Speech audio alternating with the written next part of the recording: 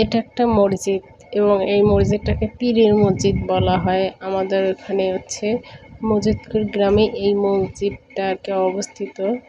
এই মসজিদটার সম্পর্কে আমরা ছোটোবেলা থেকে শুনতেছি এই মসজিদটা নাকি এক রাতে তৈরি হয়েছে এবং পীররা নাকি তৈরি করছে। মাত্র আল্লাহই জানে আসলে এর রহস্য কী। আমরা ছোটোবেলা থেকেই শুনে আসতেছি আর কি। আমার জন্মের অনেক আগের থেকে এই মসজিদ আমার আম্মা আব্বা তার বাপ মা এই মসজিদটা দেখে আসতেছে, কিন্তু আমি ছোটোবেলাতে দেখার ইচ্ছা থাকলেও এইখান পর্যন্ত পৌঁছতে পারিনি। এবার ইনশাল্লাহ এখানে গেছিলাম দেখার জন্য এবং দেখছি, আর আপনাদেরকেও দেখার মতো সুযোগ করে দিলাম।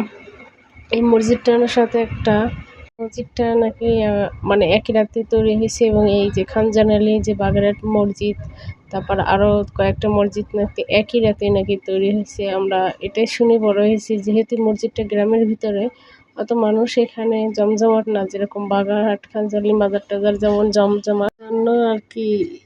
গ্রামের ভিতর বলে এই মসজিদটা তেমন বেশি একটা মানুষ আসে না, তবে এই গ্রাম অঞ্চলের মানুষ বা আশপাশে যারা চিনে তারা সবাই কম বেশি আসে। কিন্তু বাগেরহাট যেরকম মসজিদে মানুষ অনেক দূরে দূরতে আসে, এখানেও আসে কম বেশি।